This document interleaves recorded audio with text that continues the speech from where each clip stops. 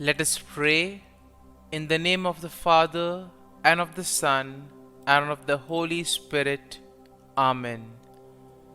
O Jesus, through the Immaculate Heart of Mary, I offer you my prayers, works, joys, and sufferings on this day for all the intentions of your Sacred Heart, in union with the holy sacrifice of the Mass throughout the world, in reparation for my sins, for the intentions of all my relatives and friends, and in particular for the intentions of the Holy Father.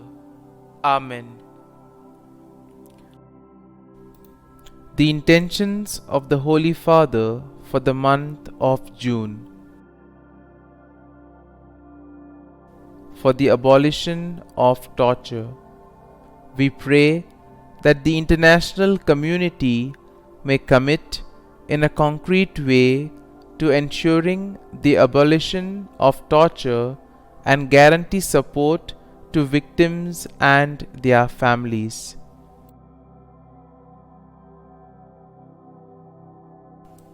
Our Father, who art in heaven, hallowed be thy name. Thy kingdom come, thy will be done, on earth as it is in heaven.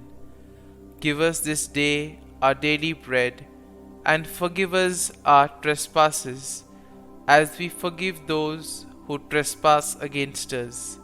And lead us not into temptation, but deliver us from evil.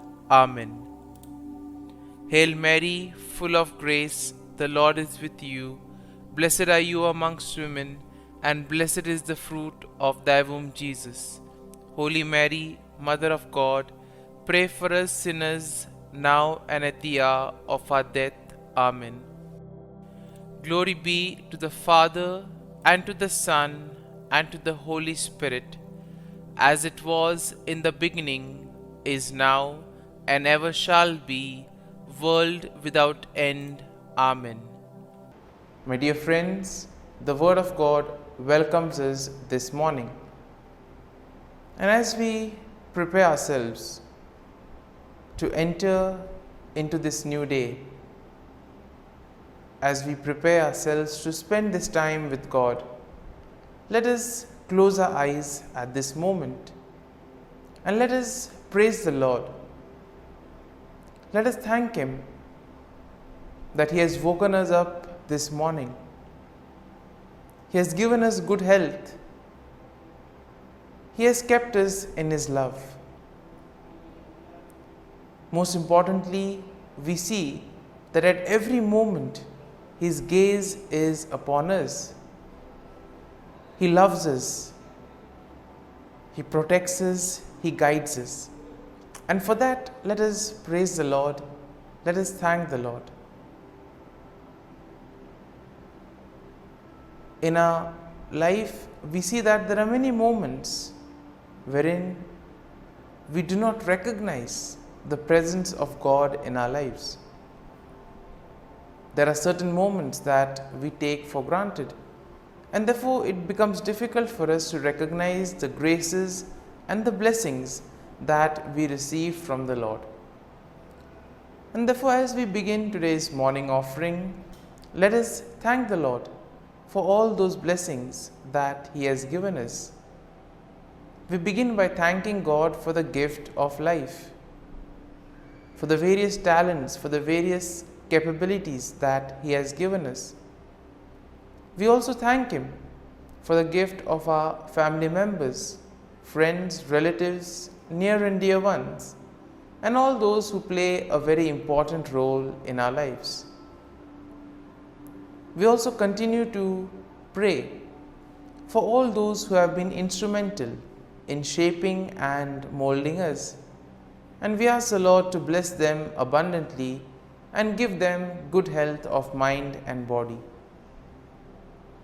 We also thank the Lord for giving us this new day, a day that may help us to complete some of the tasks that were left incomplete, or maybe today may give us an opportunity to reach out to others. Whatever we do today, let us ask the Lord to be part of it. Let us ask the Lord to guide us, to show us the way, so that whatever we do may indeed reveal His love, joy and mercy to the world. At the same time, let us also thank the Lord for the various opportunities that He has given us, opportunities to use our talents and abilities for the better good. Also, we thank Him for the experiences that we have had. We all remember and cherish the good experiences, but there have been also experiences that have been bitter, that have been difficult, but nonetheless these have been experiences that have taught us valuable lessons in life, and therefore we thank the Lord for these experiences as well. Finally, we also thank the Lord for always being there with us, guiding us, protecting us, and let us ask Him to do the same today, so that every step that we take, every word that we utter, and every action that we do may reveal and radiate the peace, joy, and mercy of Christ to people around us. And therefore, my dear friends, let this day be a day of joy and blessings in the name of our Lord Jesus Christ.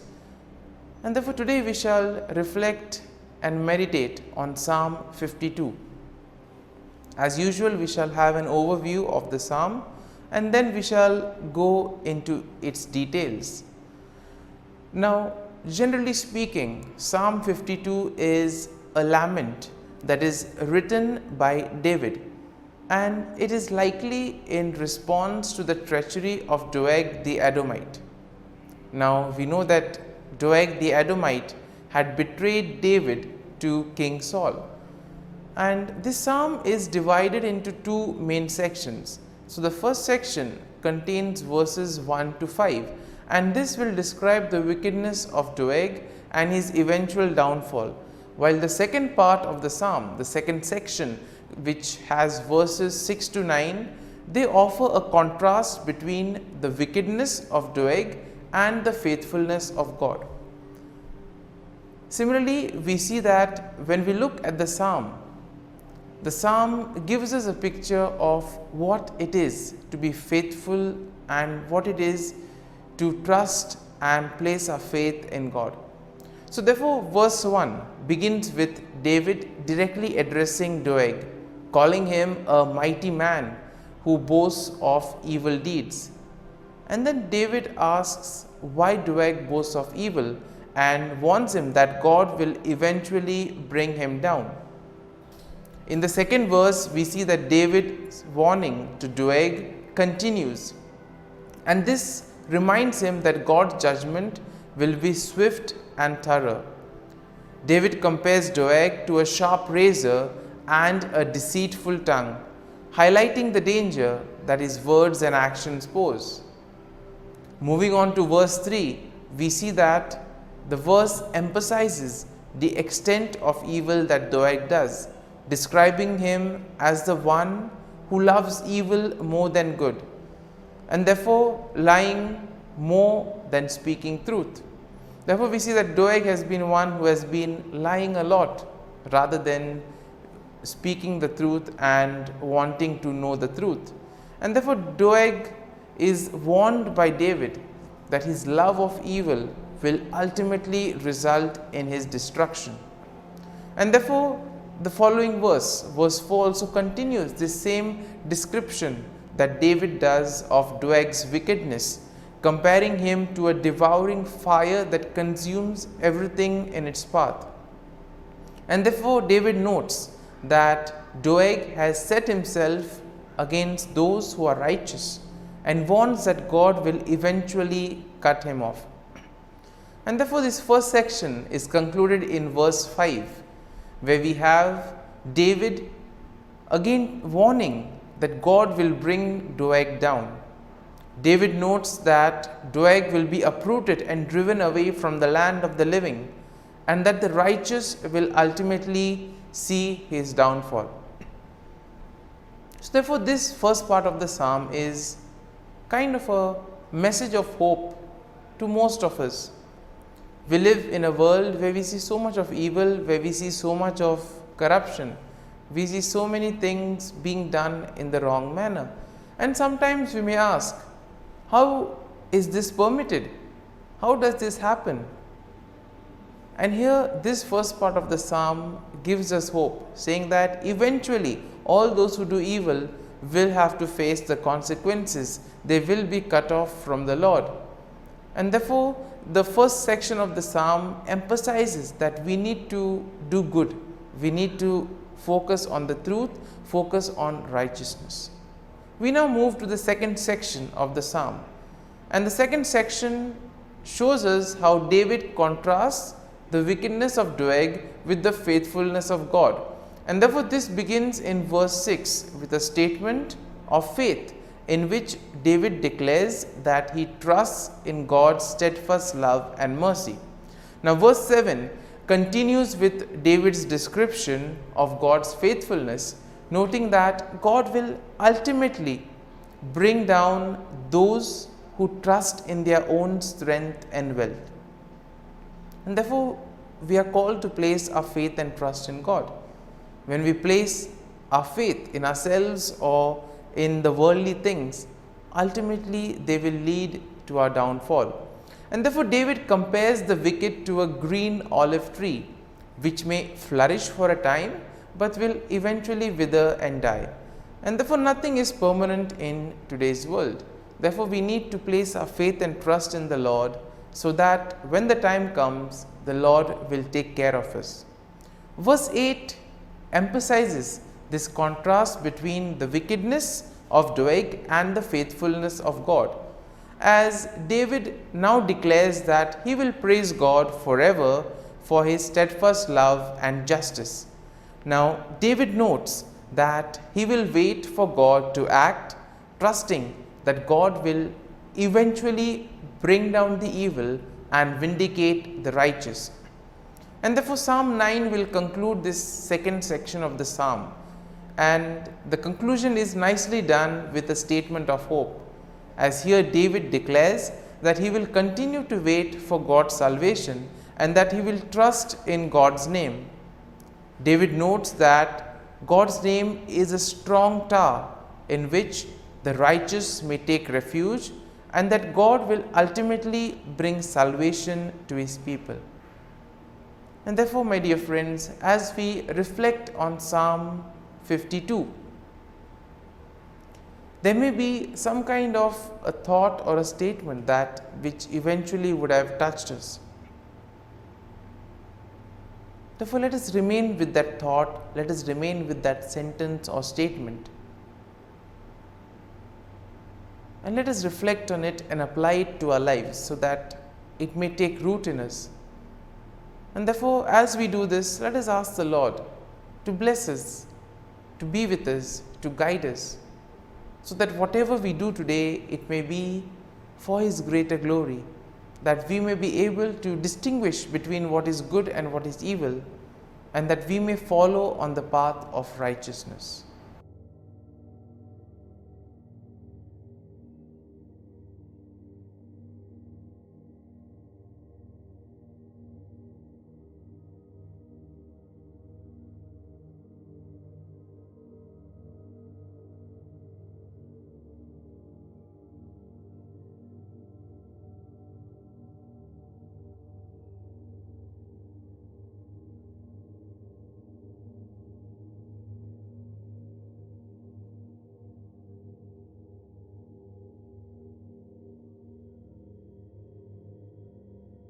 Prayer to Saint Michael the Archangel for protection.